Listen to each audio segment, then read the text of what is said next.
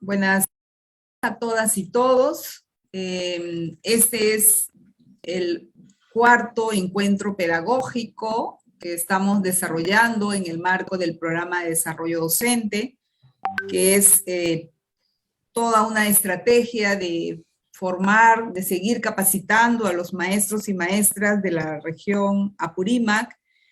Este programa de desarrollo docente se desarrolla con la Dirección Regional de Educación de Apurímac, con todas las UGELs y también con el apoyo de Minera Las Bambas y el grupo EduTech. Este es el cuarto webinar o encuentro pedagógico. Hemos tenido anteriormente otros sumamente importantes, interesantes para los maestros y maestras de la región. Les agradecemos a todos y todas por su interés, a los que nos acompañan desde el Recording in progress. Y quisiéramos darle la palabra esta tarde a la directora regional para que nos dé el saludo y la bienvenida a este cuarto encuentro pedagógico del programa de desarrollo docente, donde además el tema de esta tarde es un tema sumamente importante. Todos los temas son importantes, pero creo que este nos suscita mucho más todavía el interés, pues es un tema que venimos con el que siempre hemos comentado y que nos interesa a todos, que es el tema del trabajo en escuelas de zonas rurales, en escuelas multigrado o unidocentes.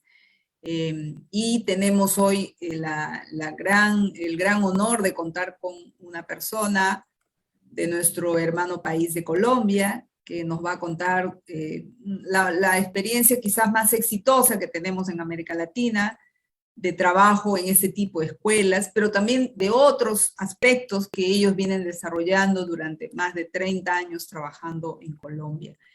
Antes de eso, ya vamos a hablar un poco más del tema. Damos entonces la palabra a Lourdes, la directora regional de educación de Apurímac. Buenas tardes a todas y a todos. Hola Elena, Ale. Seas bienvenida, Vicky. Realmente tenemos una gran expectativa por este espacio de socialización de tu experiencia. Comprenderás que Apurímac es una región con aproximadamente 32% de instituciones educativas multigrado, unidocente en educación primaria. Pasa a ser para nosotros una prioridad el hecho de tener espacios de reflexión sobre cómo es nuestra intervención. Además, Apurímac es una zona bilingüe con casi el 70% de la población bilingüe quechua-hablante, y entonces esto nos significa una serie de retos para ir asumiendo estrategias que nos permitan ofrecer un servicio de calidad para mejorar la calidad de la educación en nuestra región. Estamos con mucha expectativa porque compartas con nosotros tu experiencia en Escuela Nueva de Colombia, y seguramente tendremos un espacio para intercambiar un poco las cosas que estamos haciendo por aquí también por Perú. Seas bienvenida, bienvenidas a todas y a todos.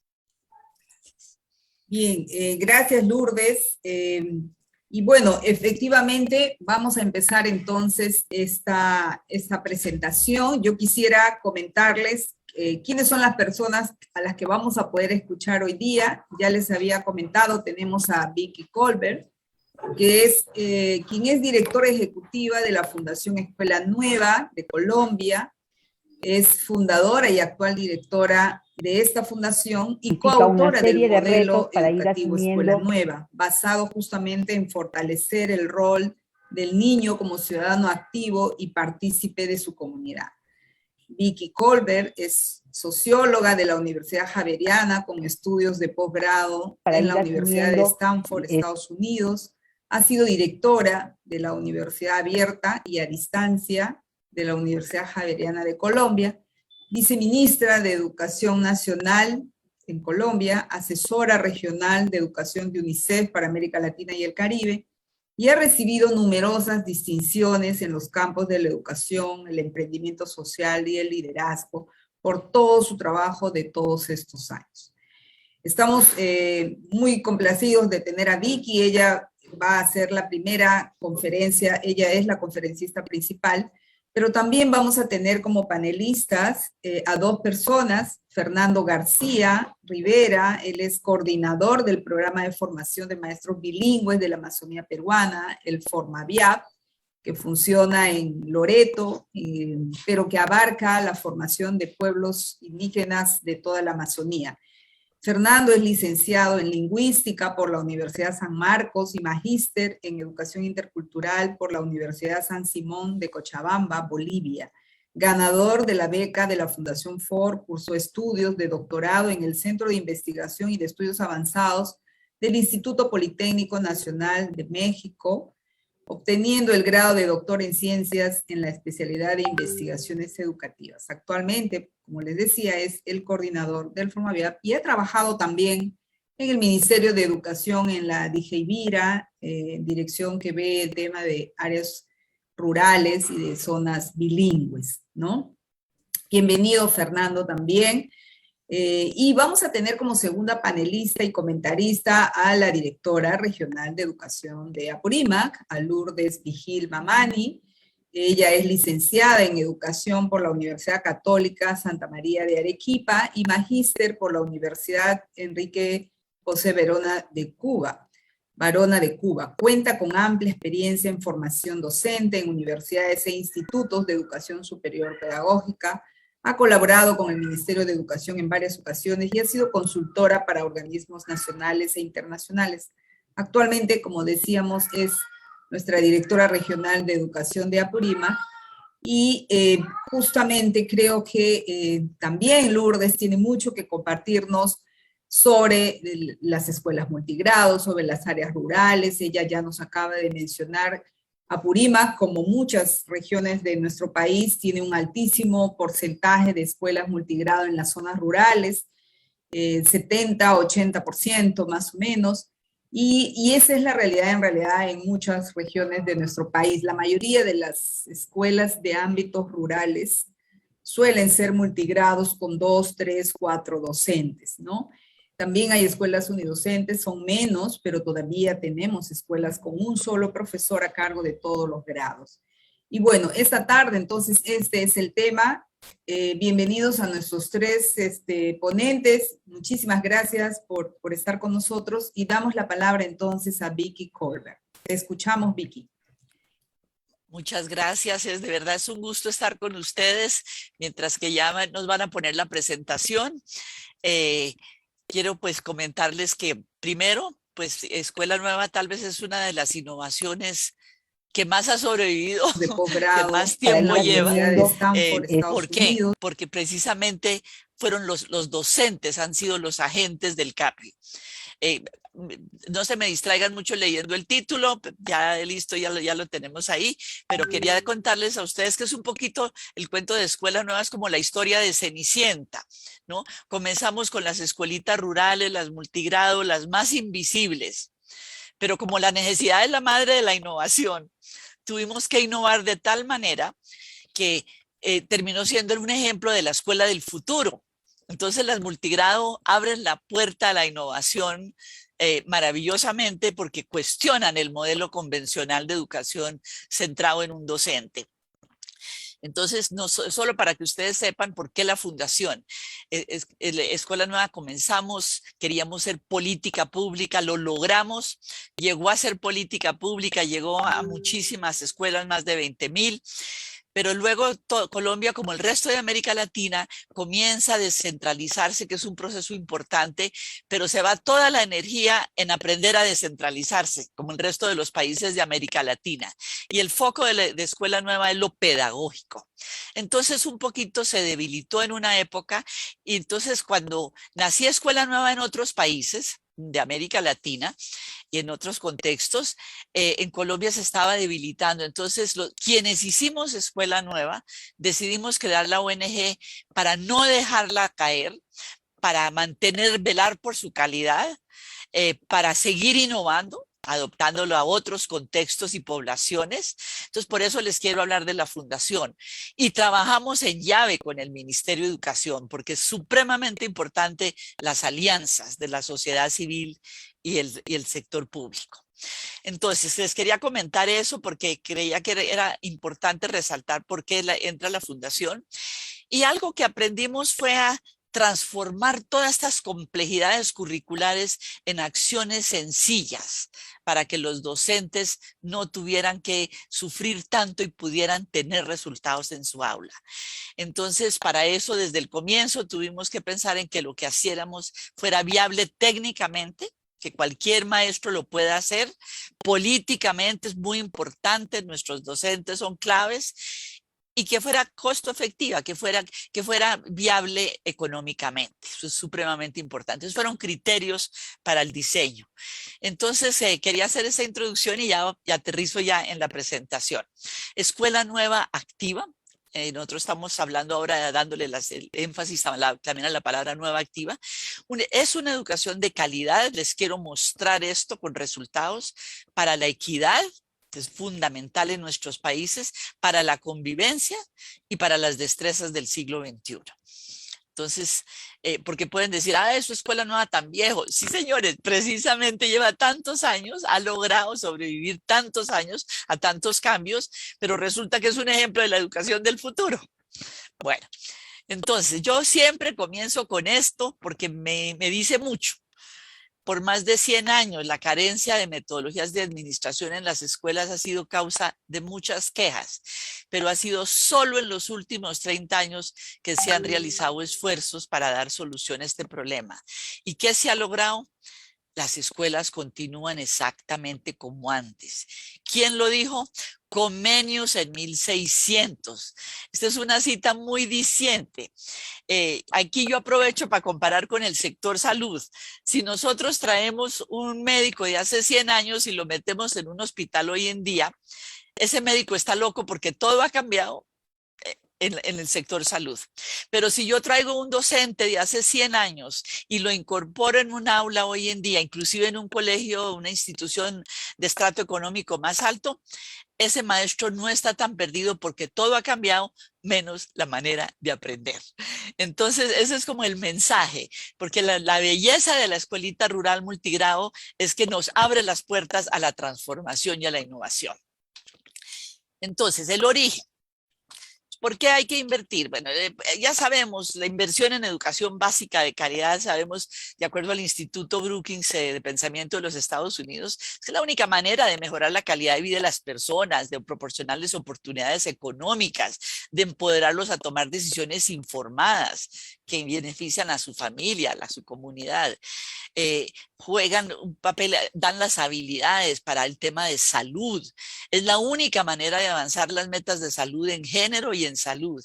Y juega un papel clave para afrontar las problemáticas mundiales como cambio climático, seguridad alimentaria, construcción de paz y qué más que una pandemia en este momento. Sin educación básica de calidad no podemos lograr estas. América Latina.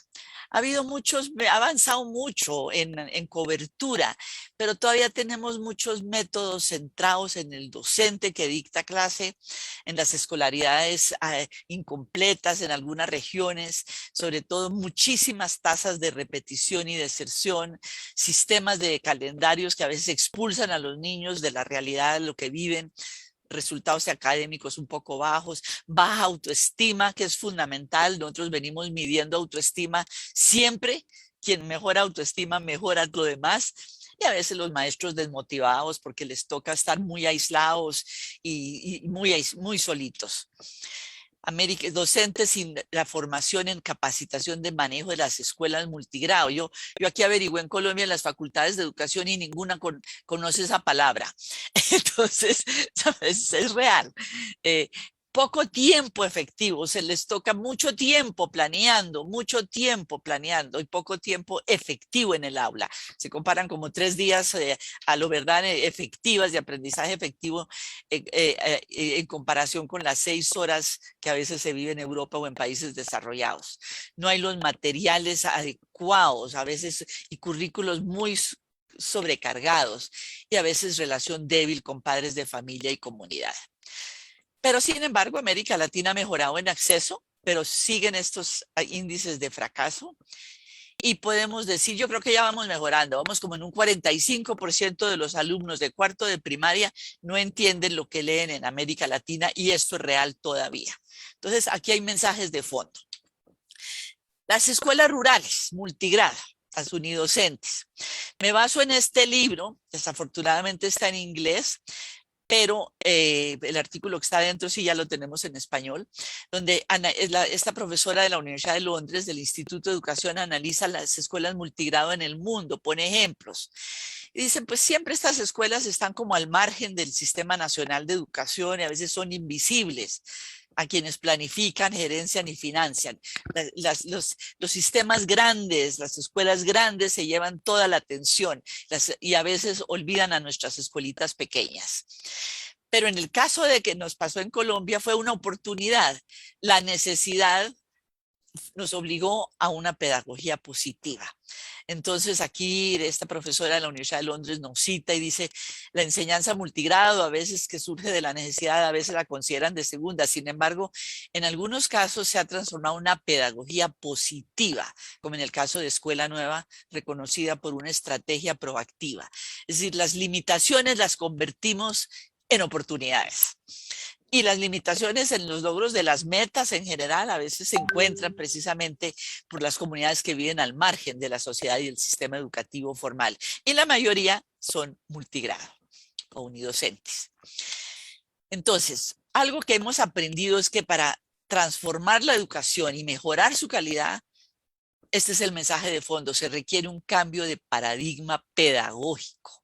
Mejorar la educación es más que solamente un énfasis en expandir lo que tenemos. Más de lo mismo no es suficiente. Se requiere un corte, un cambio cultural. Pasar de un énfasis de transmisión de información a un énfasis en comprensión y construcción social del conocimiento. Y un nuevo rol del docente. Se debe cualificar y recuperar su verdadero rol como un mentor, un orientador, una persona que es ejemplo para sus alumnos. Es un rol mucho más profundo, mucho más humano, no un transmisor de información. Entonces, esta es la esencia de este cambio de paradigma pedagógico y que nació en nuestras escuelitas unidocentes multigrado porque obligan a innovar más. Entonces, de Escuela Nueva en el caso de Colombia, tratamos de que fuera impactar a todo el sistema, un enfoque centrado en el estudiante, pero si queríamos tener un currículo más centrado en el estudiante, necesitamos un currículo más innovador y flexible. Escuela Nueva fue un poco la mamá o la abuela de los modelos flexibles del Ministerio de Educación, fue introducir la palabra flexibilidad. Tuvimos que cambiar la manera de hacer la capacitación para que fuera realmente práctica, vivencial, efectiva, y cómo involucrar a la comunidad y a los padres en el proceso de aprendizaje de sus hijos. Entonces, impacta todo el sistema. Son 4 componentes y lo que queríamos era impactar la política nacional de formación docente, queríamos impactar la política nacional de materiales educativos, de textos educativos y de currículo. Hemos logrado algo en Colombia, no del todo, pero quería que ustedes vieran que esto es sistémico. Esto es muy importante. Pero esto nos obligó, la necesidad de la madre de la innovación, a repensar el aula, la manera de aprender y el sistema de educación básica. Esto es clave.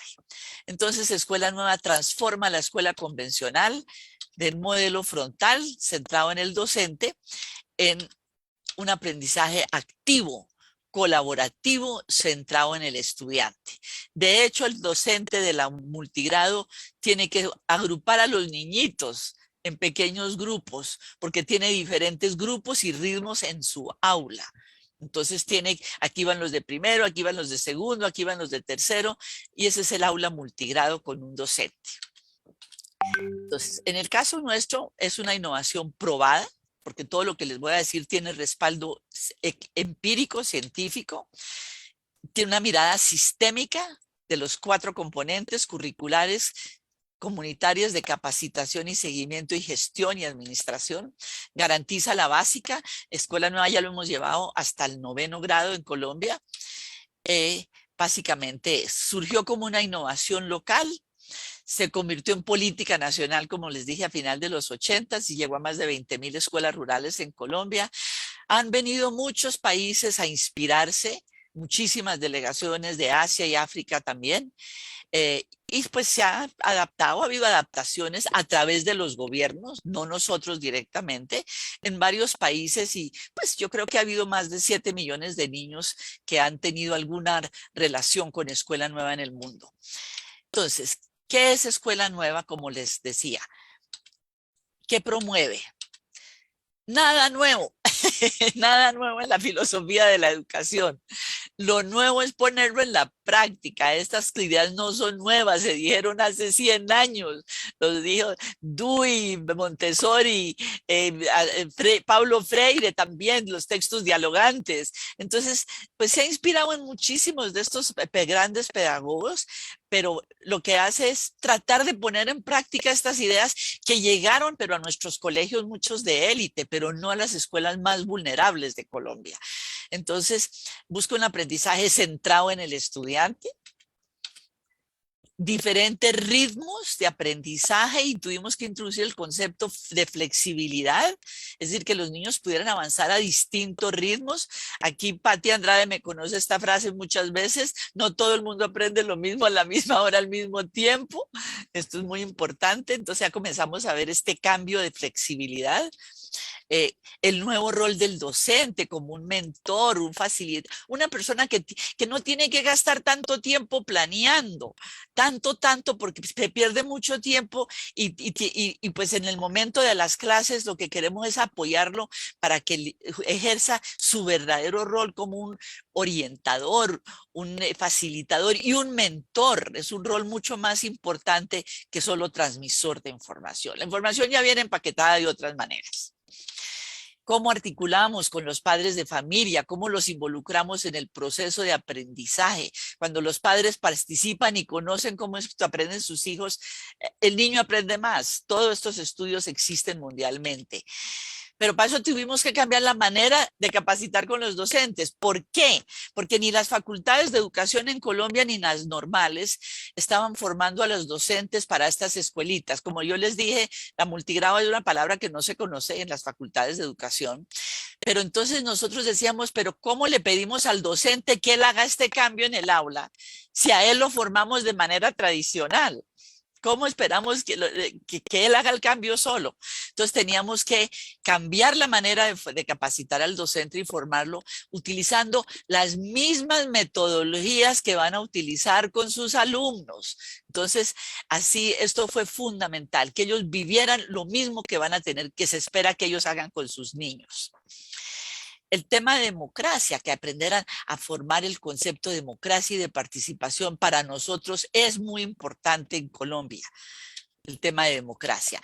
Tuvimos que generar una nueva generación de concepto de guías de aprendizaje o textos dialogantes que permitan construcción de conocimiento de los niños, pero que fueran reutilizables. Nosotros aquí tuvimos que hacer guías para las escuelas que hablan español.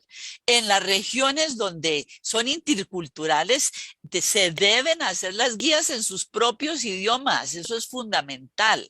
Entonces, inclusive aquí ha habido experiencias donde los mismos líderes de estos de educación bilingüe han comenzado a hacer sus propias guías. Y esto es muy importante resaltar esto. Yo les quería decir que nosotros tuvimos que desarrollar estas guías. ¿Por qué? Porque en la escuela unitaria que trajo, porque la escuela unitaria existía antes que Escuela Nueva y nosotros nos inspiramos en la escuela unitaria de la UNESCO. A Colombia llegó a la UNESCO, trajo la UNESCO como el resto de América Latina. Y yo comencé a trabajar con un maestro maravilloso, que en paz descanse, Óscar Mogollón, quien era el profesor de la escuela unitaria, demostrativa. Pero ¿qué pasaba allí? Los docentes tenían que elaborar todo el material, tenían que hacer las fichas y trabajaban con fichas. Era mucho trabajo. Entonces nosotros tuvimos que dar el paso de la ficha a la guía de aprendizaje.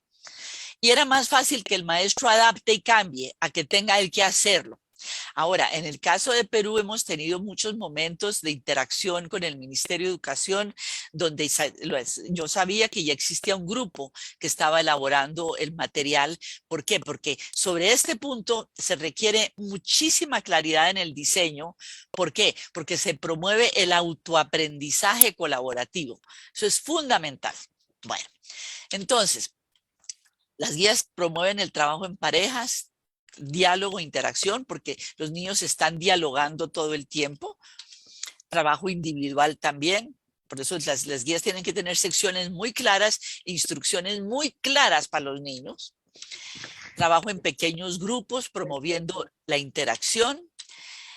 Todo lo que nos decía María Montessori hace años, que trabajen con materiales del medio, pues claro, con materiales del medio y qué maravilla, nada nuevo.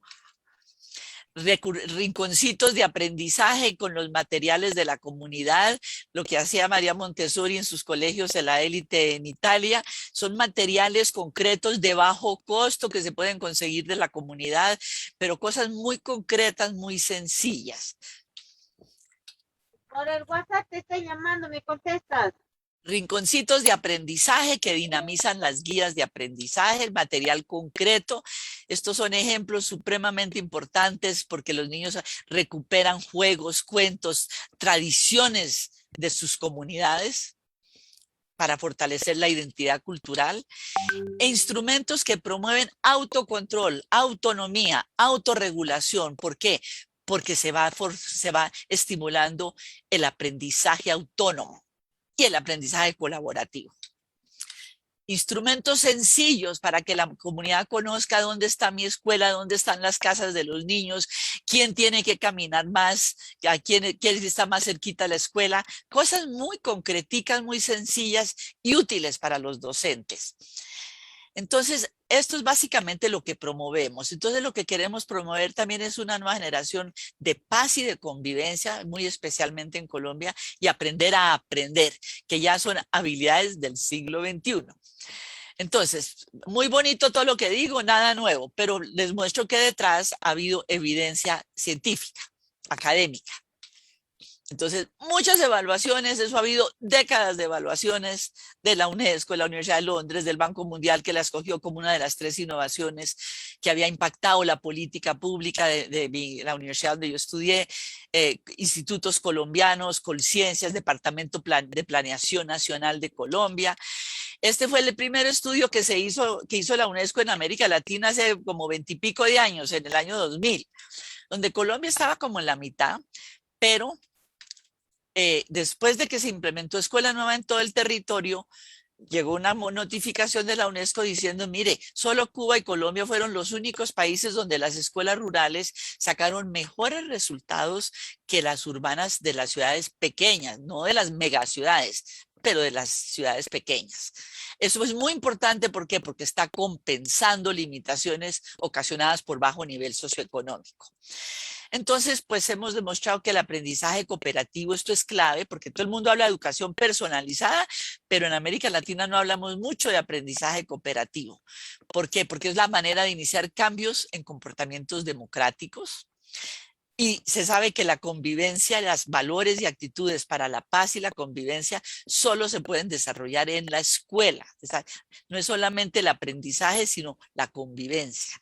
Entonces aquí este es un estudio que se hizo en Guatemala, la Academia de Educación de los Estados Unidos, evaluando Escuela Nueva en Guatemala, cómo los niños aprenden a tomar turnos, a liderar procesos. Escuela Nueva es en azul, la escuela tradicional el amarillo, cómo los niños aprenden a retroalimentar positivamente versus retroalimentaciones negativas, aprenden a tomar turnos, a liderar procesos. Entonces comenzamos a tocar el campo de las competencias sociales, ¿no? Entonces, la manera en que aprendemos influye en cómo son nuestras interacciones sociales. Este fue el estudio de la Universidad de Londres y dicen donde los estudiantes de Escuela Nueva obtienen conciencia y entendimiento del poder de las situaciones para influir su comportamiento individual y se convierten en agentes de cambio porque desarrollan habilidades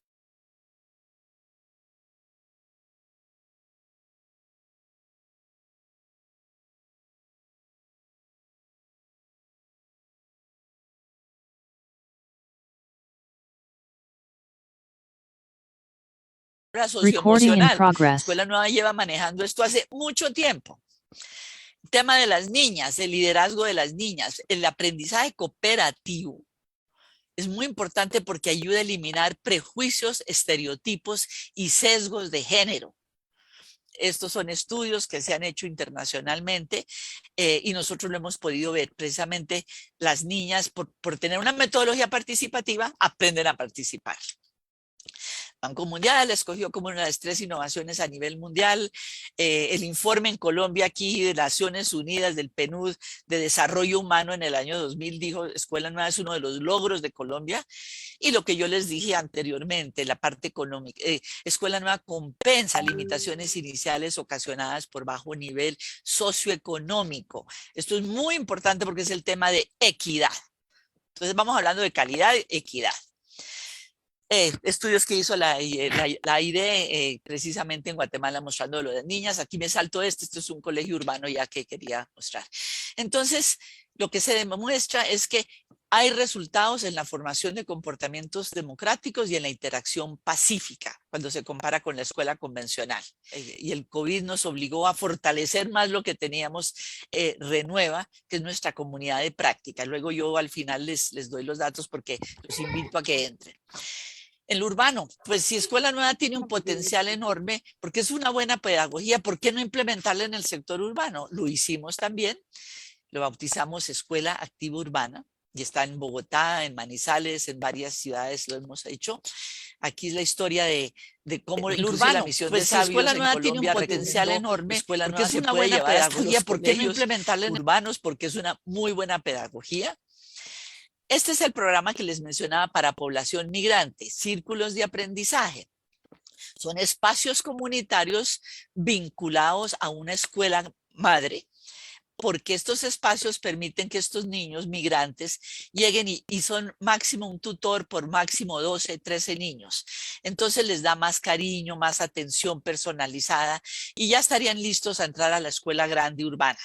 Pero este es el trabajo que estamos haciendo en este momento y estamos llevando este programa precisamente a México. Y ya estarían listos. Tienen muchísima población migrante.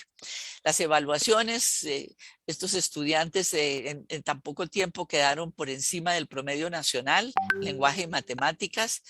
Esto fue admirable y mejoró, todos mejoraron su autoestima, que eso es muy importante.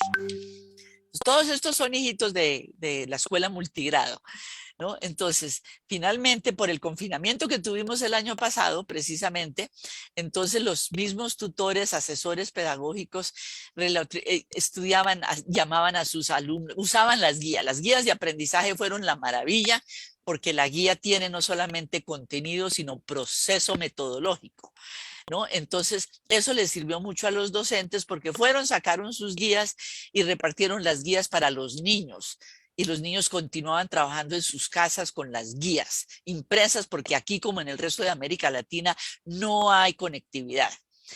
Pero los profesores, ya en el caso de Círculo, los tutores, ellos ya viven en los municipios y ellos ya tienen acceso a más, entonces ellos llamaban por teléfono a sus alumnos y crearon grupos de WhatsApp, mensajes de texto, y entonces se pudo mantener una interacción entre niños, docentes y padres de familia. Hemos profundizado mucho más sobre el aprendizaje cooperativo y personalizado porque es la esencia de Escuela Nueva. Y luego por eso hemos tenido resultados. La convivencia no se enseña, se aprende juntos. Y por eso las mediciones que les mostré sobre convivencia pacífica. Hemos utilizado, Escuela Nueva es modelo para la básica, pero también es metodología participativa. Y es programa nacional. Como metodología participativa, hemos utilizado la metodología para capacitar mujeres en El Salvador, por ejemplo, para que aprendan a manejar su platica, sus ahorros, con la metodología Escuela Nueva, no con el modelo completo. Pero es para que se den cuenta que es una metodología participativa. Pues lo que hemos hecho en la parte de sabiduría ancestral indígena, y este es nuestro campus virtual. Realmente conscientes de la nueva realidad, en la Fundación adaptamos este campus virtual y tenemos ahí una serie de herramientas guías que pueden conocer, videos tutoriales. Y en este momento estamos capacitando más de 1000 docentes en las zonas más aisladas de Colombia, bien aisladas, en la zona selvática también, a través de Renueva. Eso ha sido muy interesante. Pensamos que iba a haber una deserción, no la ha habido, todo lo contrario, y sí hemos demostrado que sí se puede. Entonces estamos en este momento capacitando virtualmente a más de 1000 docentes en las zonas más apartadas de Colombia a través de Renueva, nuestro campus virtual. Ahí los invito y ya con esto pues puedo decir, paso a hablar del futuro. Nació la escuelita multigrado, trajo esto, pero ¿qué nos dice la sociedad de hoy? Por eso les hablaba yo al comienzo de las habilidades del siglo XXI. Esto lo leí en El Tiempo colombiano hace muchos años. Si usted tiene habilidades para resolver conflictos, seguir instrucciones, liderar procesos, cumplir con los tiempos y sobre todo trabajar en equipo, va a poder conseguir mayor oportunidad de empleo. Pero los sistemas educativos no están dando esta medida. Entonces, pues sabemos que entre más funciona un sistema educativo, más se transforma el país. ¿Cuáles son las destrezas del siglo XXI? Lo que no puede hacer un computador, aprender a aprender. Es que los computadores, los robots nos van a reemplazar en todo, excepto en esto. Aprender a aprender, a seguir instrucciones organizadamente, a liderar procesos, a cumplir con tiempos, a tomar iniciativas, a pensar críticamente, a sintetizar información y especialmente trabajar en equipo va a ser la variable más importante de las habilidades del futuro. Aquí están más completas como las habilidades del siglo XXI en las formas de pensar. Ahí está creatividad, innovación, pensamiento crítico, toma de decisiones, aprender a aprender, a explicar cómo es que yo aprendo. Esto lo logramos con las guías de aprendizaje que hemos trabajado con los docentes. Habilidades para vivir en el mundo, el concepto de ciudadanía local y global, tomar iniciativas, liderar procesos, realizar críticas constructivas y aceptar críticas y no usar la fuerza, tomar riesgos, comunicarnos, colaborar, pero especialmente habilidades para trabajar en equipo y obviamente las herramientas del futuro, conocimiento de las TICs que tanto necesitamos todos. Entonces, Escuela Nueva ha inspirado muchos países, muchas reformas a nivel mundial. Quiero especialmente mencionar el caso de Vietnam, porque pues los vietnamitas nos dan ejemplo a los mismos colombianos. Aquí Escuela Nueva no está en todo el territorio como quisiéramos. Los vietnamitas sí lo aplicaron en todo el territorio en este momento, en todas sus escuelas rurales. Nosotros llevamos maestros colombianos de las zonas rurales y capacitaron a los maestros en Vietnam. Y en este momento Vietnam, que no es cualquier país, ha implementado Escuela Nueva en todo su territorio con una evaluación de impacto del Banco Mundial estupenda. Entonces esto ha sido muy interesante. Nuestro trabajo en este momento. Entonces, queremos contribuir a mejorar la calidad de la relevancia, repensando la manera de aprender y promoviendo un aprendizaje activo, cooperativo, personalizado, centrado en el estudiante. Hemos hecho muchas publicaciones internacionales, muchísimas, ha habido mucho estudio y ya con esto, pues quiero simplemente citar a François Tadei, uno de los científicos más jóvenes de Europa, de París, médico y biólogo, y pues él cree mucho en Escuela Nueva porque él quiere cambiar la educación tan tradicional francesa. Entonces, él insiste mucho en el aprendizaje colaborativo.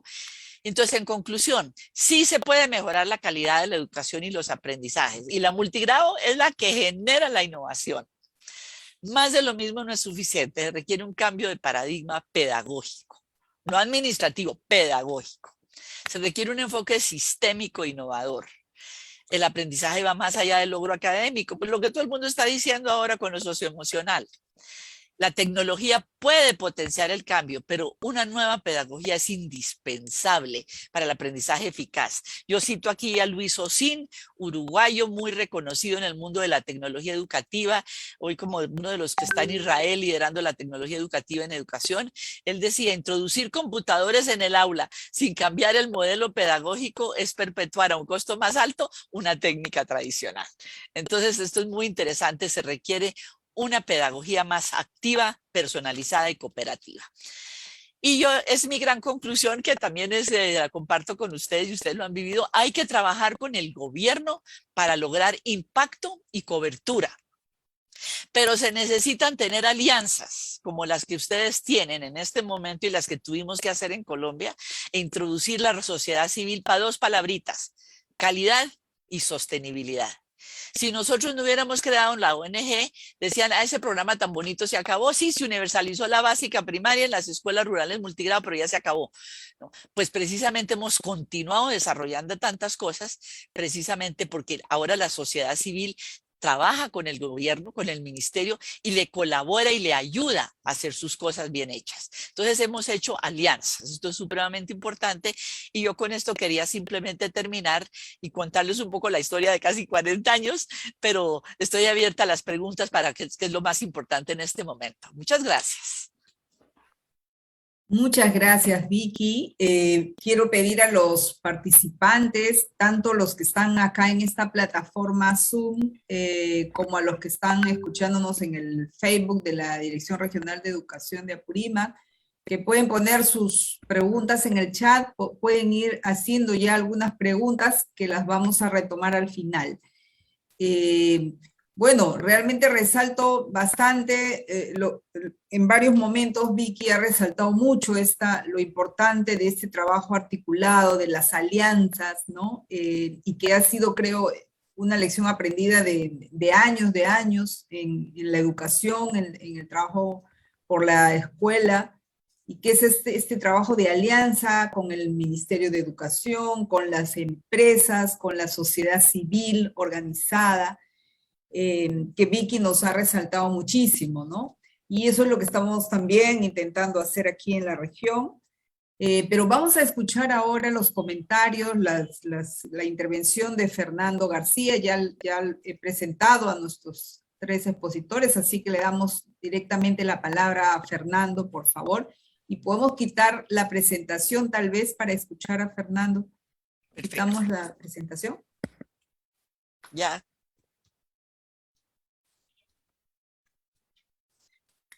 Adelante, Fernando García. Wauhipanaykuna, limaykullaykichik, imaynayo kachkankichik, panaykuna, wauhikuna. Quise comenzar con este pequeño saludo en lengua quechua, que es la lengua que mayoritariamente se habla en la región de Apurímac, y agradecer en primer lugar a Elena, a todos los organizadores, por permitirme participar en este evento tan importante, ¿no? Y tener el honor de conocer a Vicky, ¿no?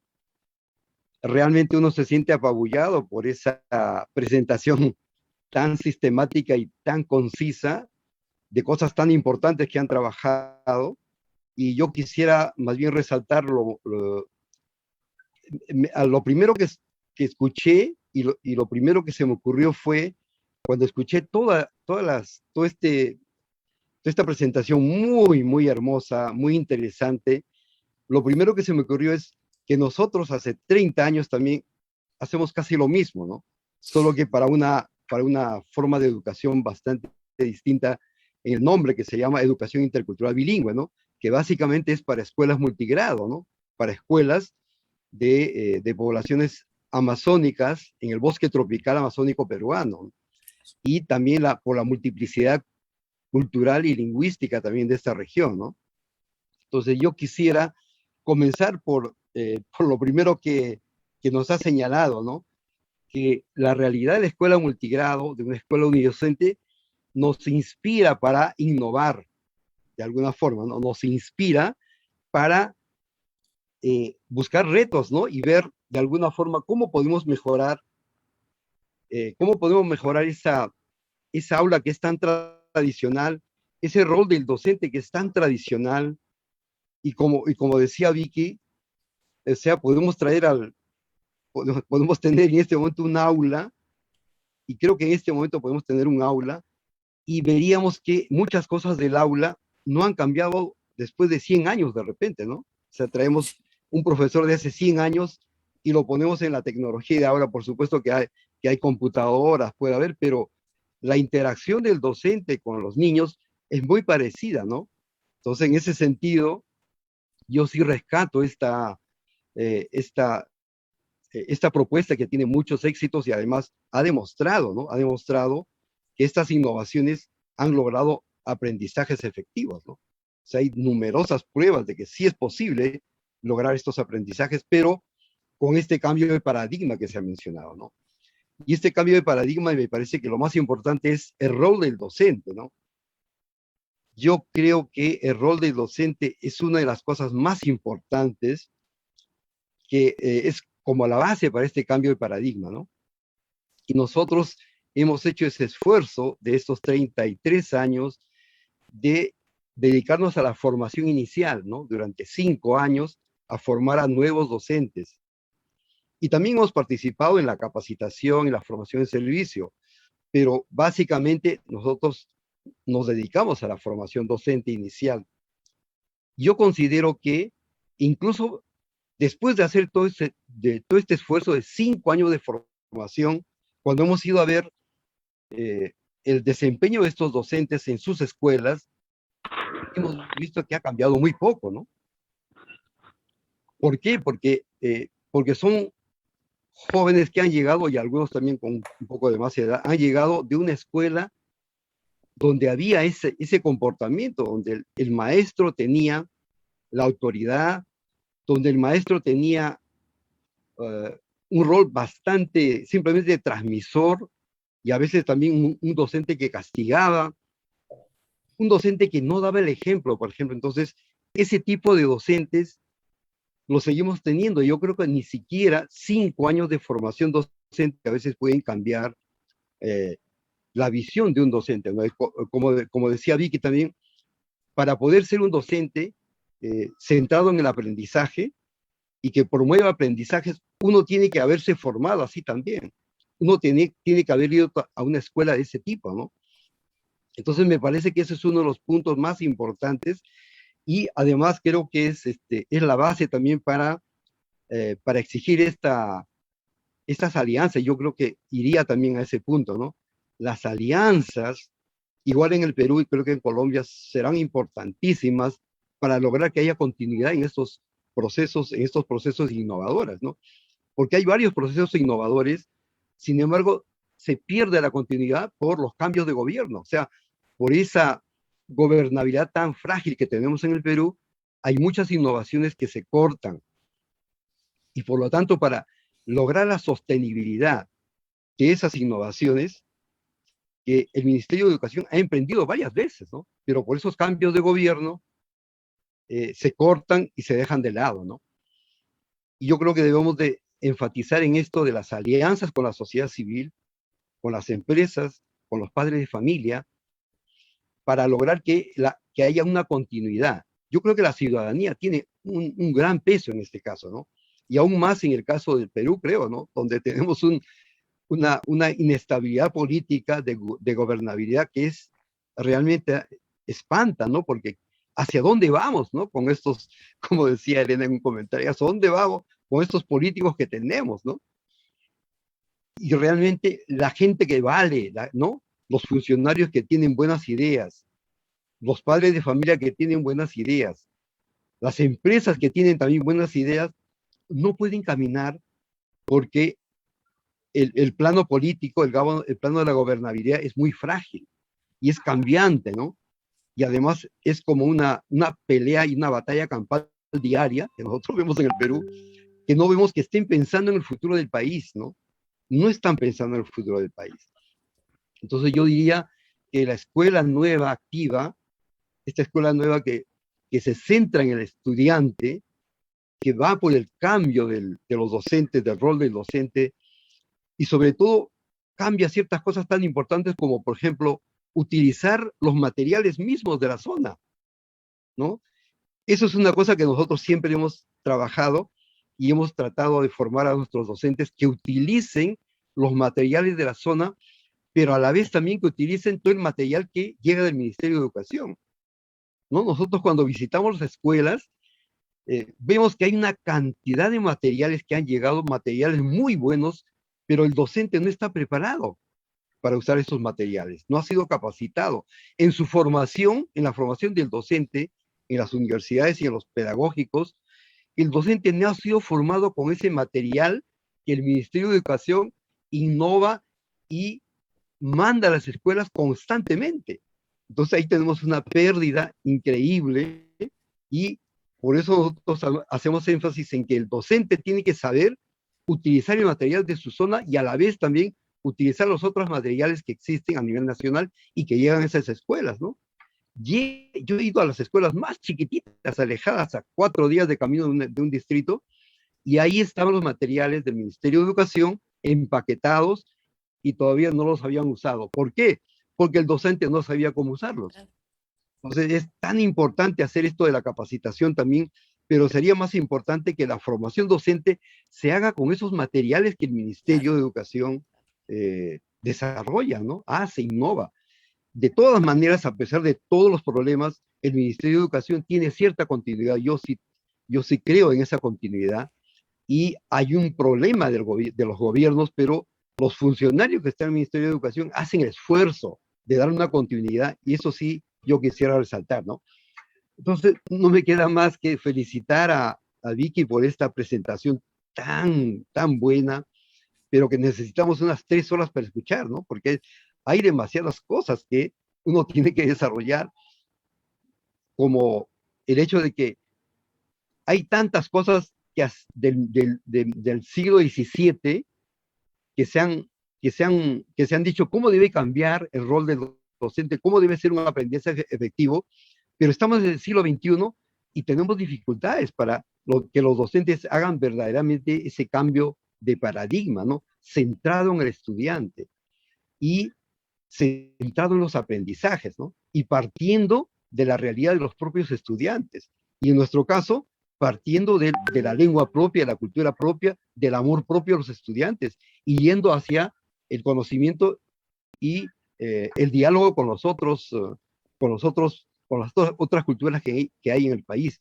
Y una cosa también resaltar, me olvidé, en el siglo XXI tenemos que preparar para trabajar en equipo, Y para trabajar en equipo necesitamos relaciones interculturales adecuadas, ¿no? Respetuosas, que querernos, respetarnos en la diferencia. Cuanto más diferentes, somos más ricos, pero esa diferencia tiene que también hacernos respetar al otro, y ese respeto al otro es la base para un trabajo colaborativo, para un trabajo en equipo. Y eso es lo que nos falta mucho en el Perú, sobre todo, trabajar en equipo. No podemos trabajar en equipo. Y eso es verdaderamente una habilidad del siglo XXI que se debe desarrollar en las escuelas activas y nuevas, ¿no? Creo que con eso me quedo, no quiero alargarme más, pero es tanto lo que nos ha dicho Vicky que necesitaríamos varios webinars todavía. Muchísimas gracias. Gracias, Fernando, por tus comentarios. Vamos a escuchar ahora, siguiendo con nuestro evento, a Lourdes Vigil, la directora regional de educación de Apurímac, para que también nos presentará no solamente los comentarios, sino también algunas reflexiones, experiencias propias que se pueden estar dando en la región. Adelante, Lourdes.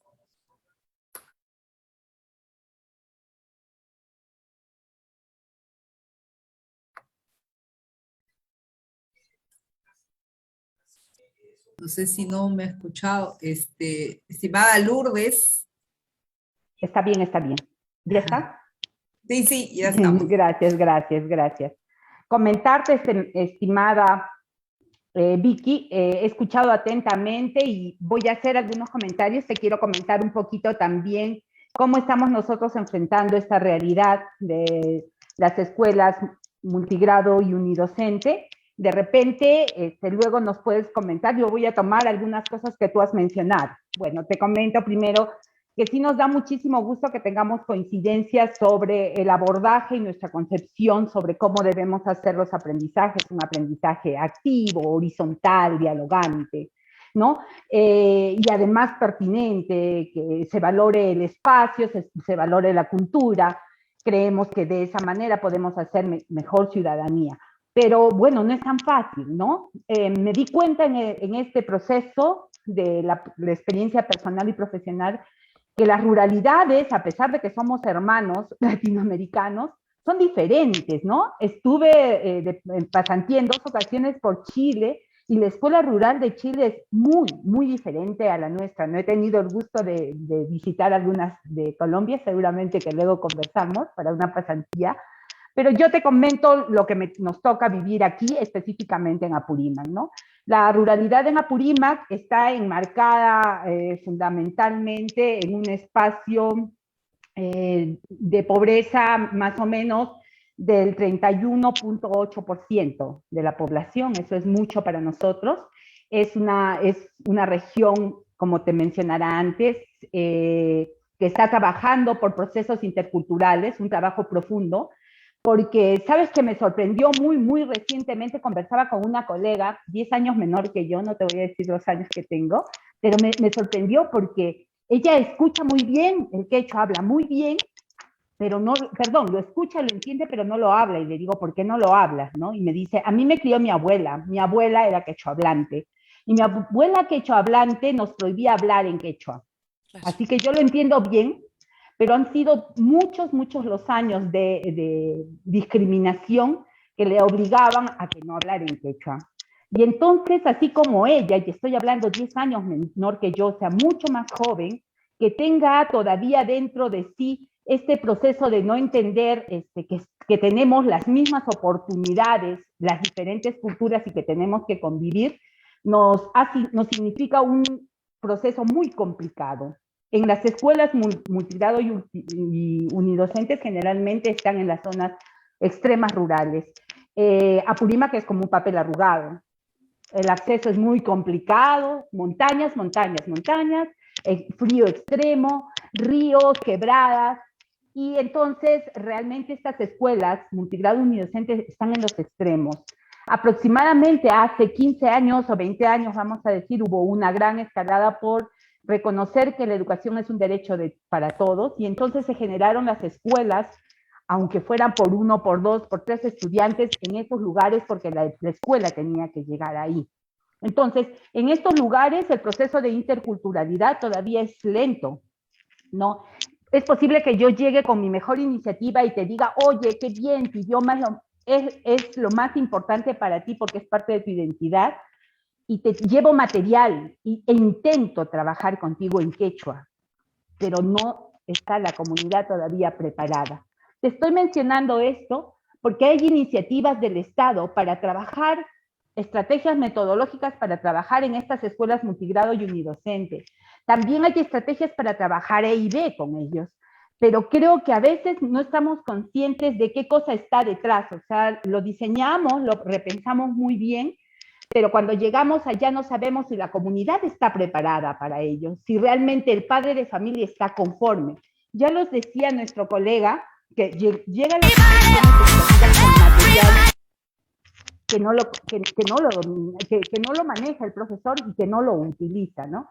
Entonces, me gustó mucho tu propuesta, aunque no se hizo mucho énfasis, en algún momento se hizo énfasis del tema lingüístico, pero me gustó mucho tu propuesta porque planteabas de material hecho para ese contexto, Claro. ¿no? Y Claro. eso realmente, y me pareció interesante que también a partir de esas guías le dabas la posibilidad para que los colegas que tenían otro manejo lingüístico pudieran hacer adaptaciones de este material que ya estaba validado. Comprendo también que tu experiencia no es generalizadora al comienzo, sino se ha ido monitoreando, se ha ido trabajando y has podido tener la posibilidad de ir implementando. Así que mucho valoro lo que mencionaste en relación al material. Me comentas si es que realmente ese es un buen sistema, ¿no?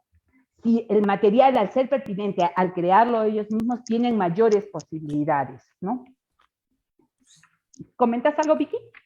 Sí, sigue. Ok, eso nos pareció, me pareció muy importante de tu experiencia. También, sí, tal vez, si luego lo puedes comentar, tus sistemas para ir mirando, monitoreando de que se van logrando estos procesos. y sobre todo el proceso de la convivencia, ¿no? Este tema de la convivencia es muy interesante. Mucho me gustaría conocer cómo lo han trabajado en Escuela Nueva en este proceso, esta experiencia tan terrible que hemos tenido de la emergencia sanitaria, ¿no? Porque aquí, si ya normalmente se debilitaban, se debilitan muchísimo más porque no tenían posibilidades de tener contacto entre ellos. Te quería comentar también que nosotros, en este contexto, tenemos el tema de la conectividad. En nuestra ruralidad, la conectividad es pésima, por lo que te dije de las geografías. En conclusión, el tema de poder llegar a ellos es bien difícil. Hemos tenido que acudir a material y material que ellos mismos los mismos colegas han elaborado para los chicos. Pero también te quería compartir que esta experiencia ha hecho que los padres de familia realmente se articulen, sean parte de la escuela.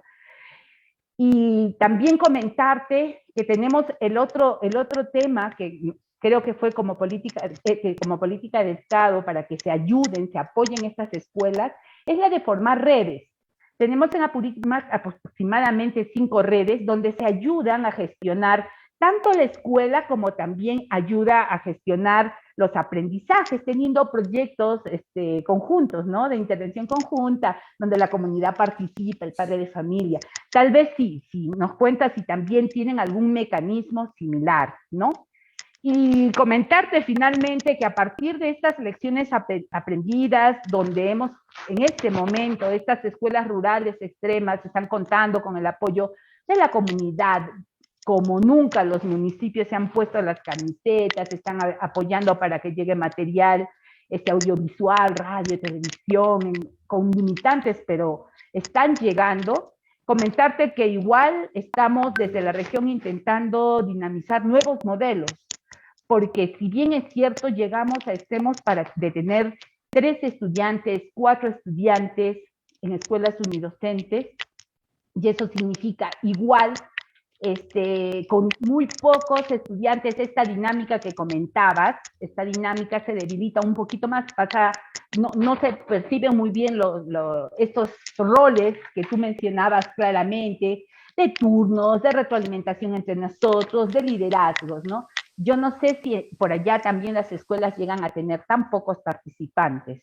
Estamos en este proceso recogiendo lo que el ministerio nos ofrece. Tenemos una propuesta para articular estas escuelas diferente a las redes que ya están, pero estamos en ese proceso, así que el compartir contigo la experiencia, escuchar tus aportes también nos dan certeza, porque ya están en investigación y publicados, que las habilidades sociales están en primer nivel, que tenemos que trabajar con materiales más contextualizados. Esto vamos entendiendo y espero que podamos seguir compartiendo lo que vamos vivenciando. Gracias, Vicky, por compartir con nosotros. Oh, qué gusto, Lourdes. Excelente. Muchas gracias, Lourdes. Bien, estamos, todavía tenemos varios minutos. La idea es hacer unas rondas de comentarios, pero mientras vemos las preguntas en el chat, más bien, Vicky, creo que tanto Fernando como Lourdes han mencionado algunas cosas que tal vez tú quieras responder.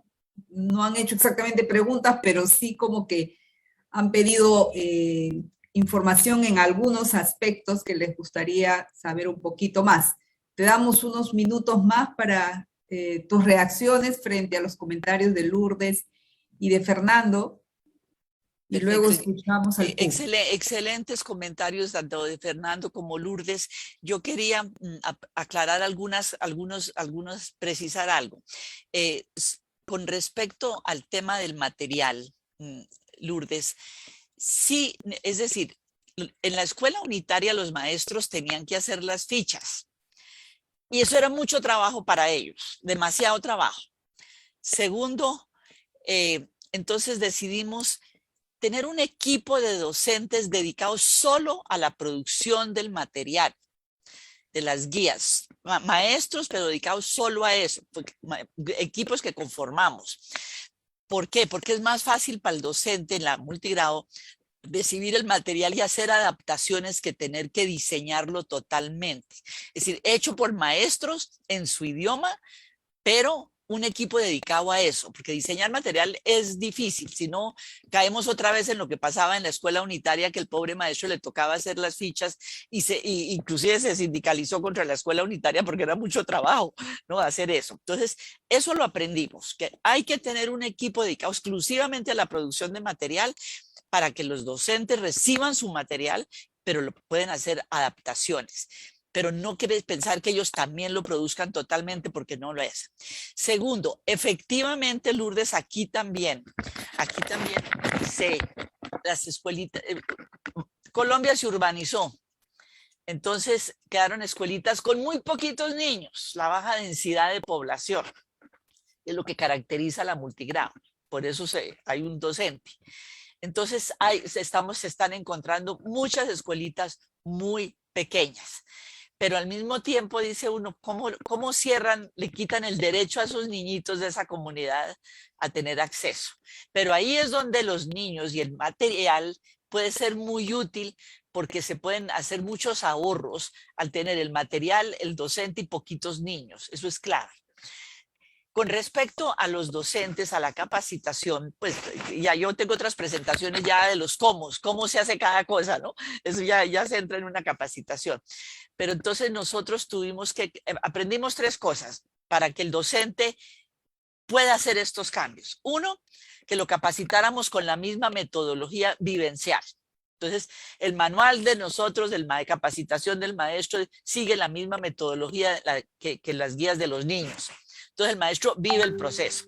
Segundo, llevarlo a ver una escuelita demostrativa, lo que ustedes hacen cuando vienen a Colombia, una imagen visual para saber uno para dónde va, porque si no el pobre docente le meten teoría y él necesita saber para dónde va. Entonces tener unas escuelitas demostrativas que él pueda decir la imagen visual, que cuando uno se capacite se lleve y se muestre en la escuela y el maestro dice, yo puedo hacer eso.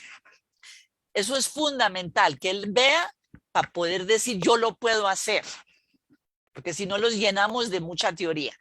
Entonces esa es la segunda, que el maestro vea una escuela demostrativa que vive la misma metodología y no dejarlos solos.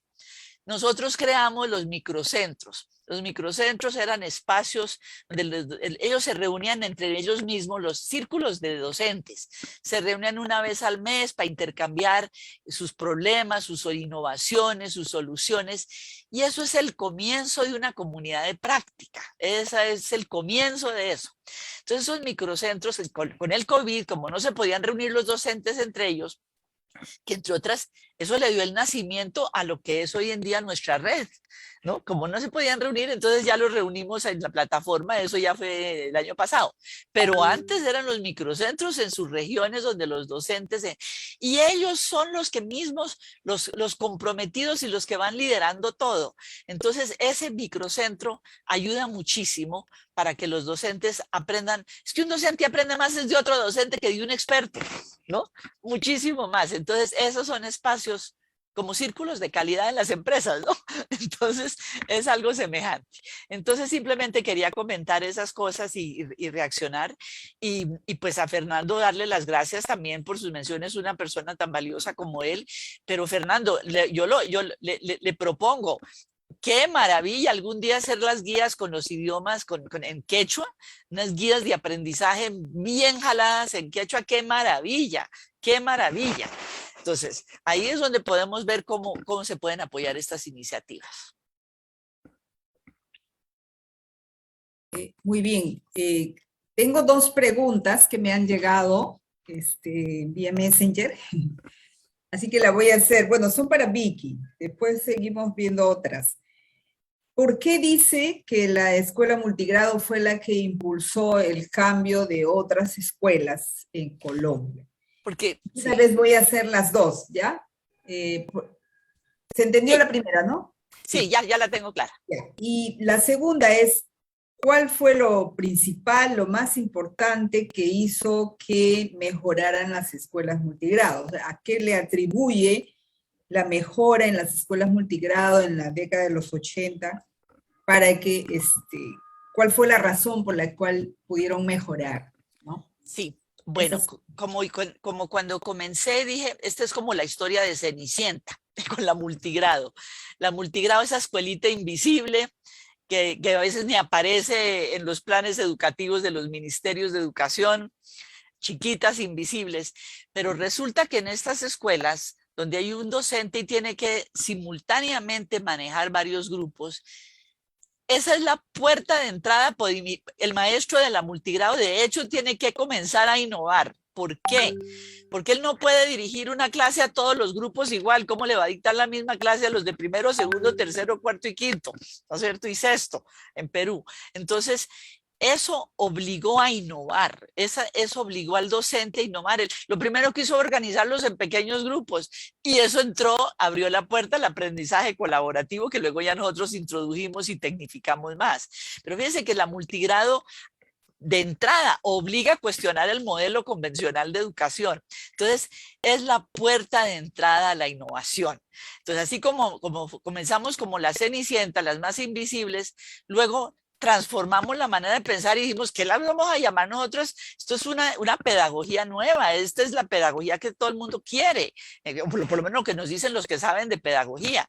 Entonces, la multigrado es la puerta de entrada a la innovación y a introducir cambios. Que tuvimos que organizar los gobiernos escolares de los niños, los gobiernitos estudiantiles, pues sí, porque a los niños hay que organizarlos primero para que ellos se aprendan a autodirigirse ellos mismos, pero al mismo tiempo para ayudar al profesor también. Entonces los líderes del gobierno estudiantil son unos niños líderes que apoyan el trabajo con los demás. Es decir, entonces se vuelve el docente de la multigrado muchísimo más creativo, muchísimo más innovador. Y la multigrado fue la puerta de entrada a la innovación de escuela nueva. Habíamos podido seguirle llamando escuela unidocente multigrado, ¿no? Pero lo más importante aquí fue la renovación pedagógica. Bueno, y la segunda pregunta, a ver si me queda claro. ¿Qué fue lo más importante? ¿Me puede repetir? Sí, o sea, ¿qué fue lo más importante, lo que hizo que las escuelas multigrado cambiaran, mejoraran, que funcionaran en todo caso? Yo creo que lo más importante fue la manera como introdujimos la innovación y hicimos la capacitación de los docentes. Yo creo que eso fue fundamental, porque como ellos viven lo mismo que van a hacer con sus alumnos, se está dando un cambio de actitud, ¿no? Y un compromiso personal. Los cambios actitudinales se demoran, pero cuando los maestros veían otra escuelita que decían, yo puedo hacer eso, cuando los capacitábamos con la misma metodología y cuando no los dejábamos solos en sus microcentros, pues yo creo que todas esas cosas juntas refuerzan lo que nos dice la teoría educativa, que eso es lo que hay que hacer. Entonces yo creo que fue lo más importante, fue precisamente haber hecho la manera como se hizo y haber demostrado resultados. Eso es importante, mostrar resultados, porque entonces así los demás profesores dicen, mire que sí somos capaces, ¿no? Eso es muy importante porque los llevamos a ver. Entonces siempre es bueno iniciar con unas escuelitas demostrativas que llevan el camino a los demás. Y que los agentes del cambio fueron los maestros. Es que si en este momento en Colombia, si yo digo se acaba escuela nueva por decreto, porque no hay más plata, porque las cosas ocurren así en los gobiernos. Pues no, señor, los maestros no dejan que eso se acabe. Ya, por ejemplo, en un departamento hay una red de maestros de escuela nueva que ellos mismos crearon. Ellos mismos no dejan que se acabe porque ellos son parte de la transformación. Y eso es lo más importante. El cambio no viene de afuera, sino de ellos mismos. Entonces esas son las cosas que hay que ir pensando y que perfectamente se pueden hacer. Si otros países como Vietnam lo hicieron, ¿no es cierto? Nosotros aquí en Colombia no lo hemos logrado en todo el país tampoco, ¿no? Qué mejor que poder tener zonas de demostración donde se demuestre que sí se puede. Bien, hay una pregunta para los dos, para los tres creo, pero vamos a darle la posibilidad a Lourdes y a Fernando de responder. ¿Qué es lo que se debería hacer para mejorar las escuelas multigrado, para mejorar el trabajo en las escuelas multigrado? Ya algo nos ha dicho Vicky, ¿no? Al respecto, el tema docente es clave, también los materiales y toda esta idea del trabajo colectivo entre docentes, la red. ¿Qué se debería hacer en el Perú, entonces, en las experiencias que tenemos en la Amazonía, en Apurímac? Fernando.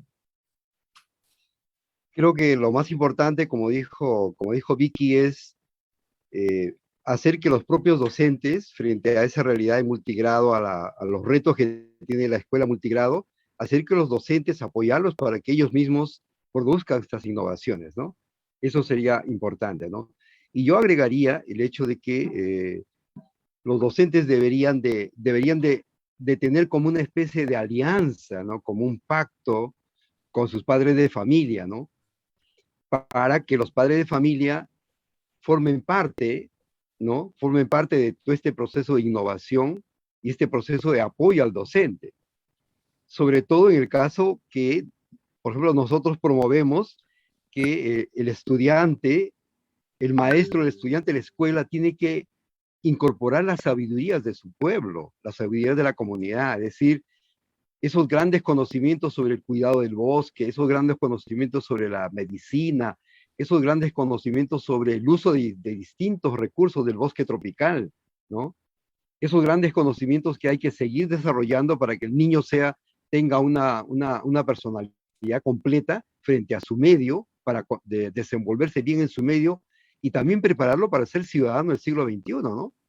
Es decir, al lugar donde vaya, este niño se sienta seguro, se sienta orgulloso de su lengua nativa, se siente orgulloso de su cultura, de sus abuelos, de su apellido, pero a la vez se sepa desenvolver en otros contextos, ¿no? Porque sabemos que creo que todas las poblaciones en este mundo ya no van a quedar en un solo lugar, o sea, vamos a movilizarnos mucho, igual que en Colombia, el Perú también ha pasado en unas 3 décadas, ha pasado de una población básicamente rural a una población mayoritariamente urbana. Y por lo tanto también en las ciudades existen esas poblaciones y en las ciudades también debería de hacerse lo mismo, ¿no? Con los barrios, porque toda la población migrante siempre está en una zona y esa población migrante tiene una cultura parecida o lenguas indígenas parecidas, o familias de lenguas, entonces eso también debe rescatarse. Y eso solo es posible cuando la escuela, los docentes, los directivos de la escuela hacen esa alianza, hacen esa colaboración con los padres de familia, ¿no? Eso me parece que es una cosa muy importante, ¿no? Para lograr que toda la experiencia de una escuela multigrado, como ya nos dijo Vicky, ¿no? Toda la buena pedagogía en una escuela multigrado se puede aplicar en cualquier escuela, en una escuela rural, en una escuela urbana, en una escuela de desplazados. ¿Por qué? Porque la idea es partir siempre del interés de los estudiantes, centrar el proceso de aprendizaje en el estudiante, ¿no? Como se dice, aprender a aprender a trabajar colaborativamente. Eso, por ejemplo, es algo que necesitamos todos los ciudadanos en el mundo, ¿no? Pero partiendo siempre de nuestra cultura. Eso es lo que yo diría en el caso peruano, ¿no? Gracias, Elena. Fernando, escuchamos a Lourdes ahora. Ahora, definitivamente, como mencionaste, Elena, Vicky ya nos dio varios horizontes, ¿no? Entre ellos, uno interesante es el de darle el rol protagónico a los docentes, y aún estas redes rurales que nosotros tenemos implementando nos ayuda a congregarlos y a que puedan trabajar en equipo.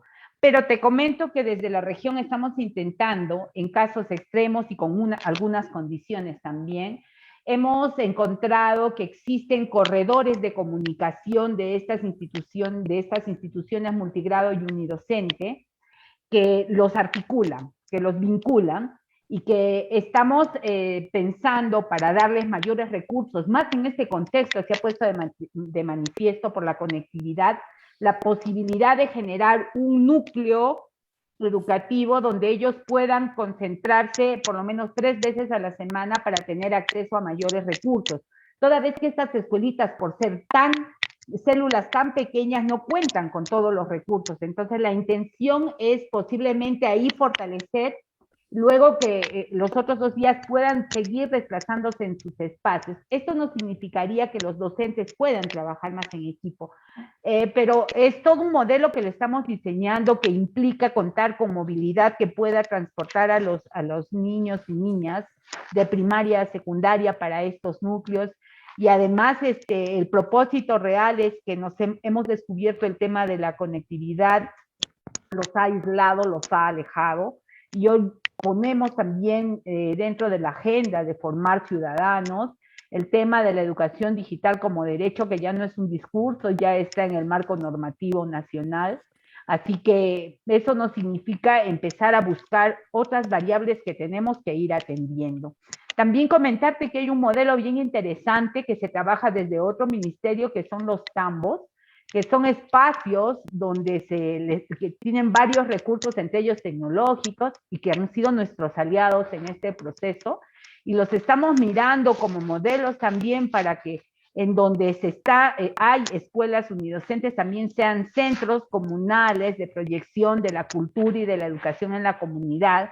Esto significa darles alguna mayor implementación. Entonces, creemos que así vamos a fomentar este proceso de interculturalidad e intraculturalidad que todavía estamos caminando en ello.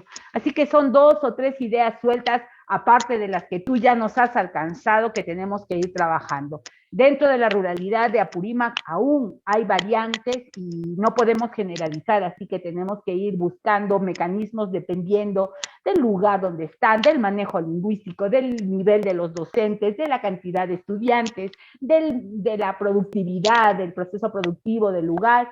Pero estamos en eso, y este conversatorio definitivamente nos está enriqueciendo muchísimo, Vicky. Qué bueno, Lourdes. Qué bueno. Así es. Bueno, uno de los temas claves que nos han compartido, yo creo que los 3, tanto Vicky como Lourdes y Fernando, es el tema docente, ¿no? Todos somos conscientes de que el rol del docente es fundamental. Si bien el rol ha cambiado mucho, y ya Vicky nos ha mencionado ese cambio que ha habido en los últimos 20, 30, 40 años en el rol del docente, aún todavía tenemos que seguir apuntalando, insistiendo mucho en ese cambio, ¿no? Vicky nos decía, todo esto que estamos planteando desde la escuela nueva, efectivamente son cosas que se dicen desde finales del siglo XIX, ¿no? Y todo el siglo XX. Pero nos cuesta implementarlas, nos cuesta llevarlas a la práctica, a la escuela, aterrizarlas. Y el maestro, la maestra son, digamos, el actor fundamental, el que principalmente tiene que cambiar ese chip, tiene que hacer esa transformación en sí mismo. Fernando nos decía, muchas veces los maestros, y bueno, hay estudios que demuestran eso, los maestros y maestras enseñamos como nos han enseñado a nosotros. Eso tiene una carga muy fuerte en nuestro quehacer pedagógico. Cuesta mucho salir de aquello, de la manera como nosotros hemos aprendido, como nos enseñaron, para transformar y cambiar totalmente esa forma. Eso nos sigue marcando en nuestro desempeño profesional, y eso es lo que todavía tenemos que cambiar.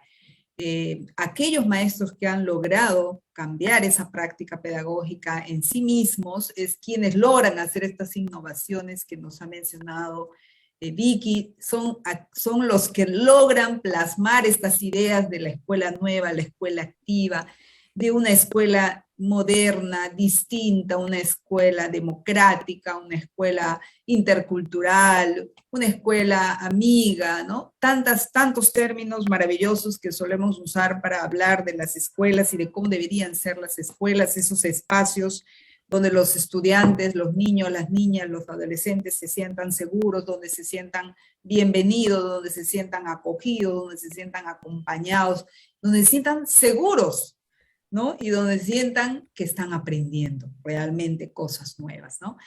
Eso que suena tan simple es tan complejo a la vez, ¿no? Porque también nuestros maestros y maestras tienen esta experiencia previa de haber sido niños y de haber pasado por una escuela que no siempre ha sido así y que no los ha acogido, que no los ha acompañado, que no los ha hecho sentir seguros, y a veces cuesta mucho cambiar eso. Pero eso es lo que estamos intentando y eso es lo que tenemos, por lo cual tenemos que seguir trabajando todos desde donde nos toque, ¿no? Lo que nos ha contado Fernando, Lourdes, cosas que se están intentando, que estamos construyendo, que siempre estamos tratando de innovar para ver cómo mejoramos la práctica docente, en la práctica en las escuelas. En Apurímac, además, como en gran parte del Perú, todo esto, además, se tiene que mirar desde la mirada también de la interculturalidad, de la lengua originaria que se tiene en nuestro país. En Apurímac, la mayoría habla quechua. En el Perú tenemos 48 lenguas, es un país de los que más lenguas tenemos, al igual que Colombia, ¿no? Pero el quechua es una lengua hablada por más de 4,5 millones de peruanos, ¿no? No es poco. Es una lengua en la cual podríamos desarrollar muchísimo más procesos pedagógicos, procesos de aprendizaje mucho más pertinentes. Y en esa línea estamos también, efectivamente, ¿no? ¿Cómo hacemos una escuela nueva, activa, innovadora, pero al mismo tiempo intercultural, bilingüe, ¿no? Donde los niños realmente logren desarrollar sus capacidades, sus habilidades, tanto en su lengua originaria como en castellano. Y eso es posible, eso se hace en muchos países. No tenemos que dejar de lado nuestra lengua originaria para poder hablar una segunda lengua. Muy bien, podemos hablar las 2 lenguas, hasta 3 lenguas, podemos aprender inglés, podemos ser bilingües, podemos ser trilingües, en una escuela innovadora, ¿no? Y la escuela multigrado, efectivamente, no es una escuela que tiene que ser ya, yo creo que lo que más deberíamos quedarnos y rescatar de lo que Vicky nos ha dicho es la escuela multigrado puede ser y debería ser el gatillador de grandes innovaciones, ¿no? Y es de donde nos reta tanto que es el espacio, el escenario para innovar. Eso lo hacen muchos maestros. Hay miles de maestros que trabajan, casi toda su experiencia profesional de docentes es en escuelas multigrado. Y han desarrollado muchas habilidades y han logrado que sus estudiantes aprendan. Y no siempre esas experiencias a veces se resaltan o se ponen en vitrina, como nos dice Vicky, hay que tratar de poner en vitrina esas buenas prácticas, esas buenas experiencias, porque eso ayuda mucho al mismo docente que tiene esa buena práctica, pero estimula e inspira a muchos otros, ¿no? Y articulándolos además en red. Eso es lo que he querido resumir un poquito de todo lo que hemos visto hoy y tal vez darle unos 2-3 minutos a Vicky para cerrar este evento con su participación. Pues ya he hablado tanto, querida Elena y Lourdes. Lo único que yo puedo decir es lo más importante en todo esto es que materiales y capacitación vayan juntos. Eso es muy importante, muy importante. Solo materiales, no, sin capacitación. Y solo capacitación sin entregarle al docente herramientas. Hay que apoyarlo, darle herramientas para que él pueda desarrollar todo su potencial y su liderazgo, ¿no? Entonces, simplemente quería insistir en esas 2 cosas, porque yo creo que ya hemos hablado suficiente, pero rescato de lo que todos ustedes han dicho y con ese saber acumulado que ustedes tienen en Perú y tantas experiencias valiosas. Ideal tener en las escuelitas multigrado unas experiencias demostrativas, ideal donde se muestre cómo sí se puede. Y los demás maestros van viendo y van ellos mismos pidiéndolo, ¿no? Pero que vean que se les apoya con materiales y capacitación, las 2 cosas juntas. Eso es lo único que, perdón la salida, la terminada tan pragmática, Lourdes, pero ya habíamos hablado. No, Bueno. muy bien, muy buen cierre, muy bien resaltado ese aspecto. Lo comentamos al inicio, ¿te acuerdas? Antes de iniciar el evento. Efectivamente, esa es una de las debilidades que tenemos generalmente, ¿no? Las capacitaciones no siempre tienen a la mano todos los materiales, los recursos. Ahora, por ejemplo, las herramientas digitales. Es fundamental que toda capacitación vaya acompañada de los materiales que los mismos docentes tienen que usar en sus aulas. Muchísimas gracias, querida Vicky, gracias Fernando García, Lourdes, nuestra querida directora, Cerramos entonces este evento. Muchas gracias a todos los que nos han acompañado esta tarde, aproximadamente unas 80 personas, 90 en el Facebook también. Muchísimas gracias y les invitamos a que el próximo viernes, esta vez vamos a tener dos encuentros pedagógicos seguidos. El viernes 27 también vamos a tener un encuentro para ver el tema de la evaluación formativa. Es un tema que a todas las maestras y los maestros les preocupa, y cómo hacer esa evaluación formativa en este momento de pandemia, de educación a distancia, donde tenemos que, cómo podemos lograr y cómo podemos evaluar los aprendizajes de nuestros estudiantes en este contexto. Eso nos va a hablar un experto en el tema, una persona que siempre está vinculado a ese tema, Lucho Guerrero. Vamos a tenerlo a él, y vamos a tener también a una persona del Ministerio de Educación que ve el tema de evaluación de la Dirección de Educación Básica Regular, y a otro panelista de sociedad civil, Fernando Llanos. Así que los invitamos para el viernes 27, próximo viernes a las 5 de la tarde. Muchísimas gracias nuevamente. Que tengan un buen fin de Todos, semana. adiós. Muchas gracias. Abrazos para todos, Fernando, Muchas todos. gracias. Adiós, adiós. Abrazo para todos. Adiós, Gracias. adiós, gracias. Igualmente. Un gusto conocerlos.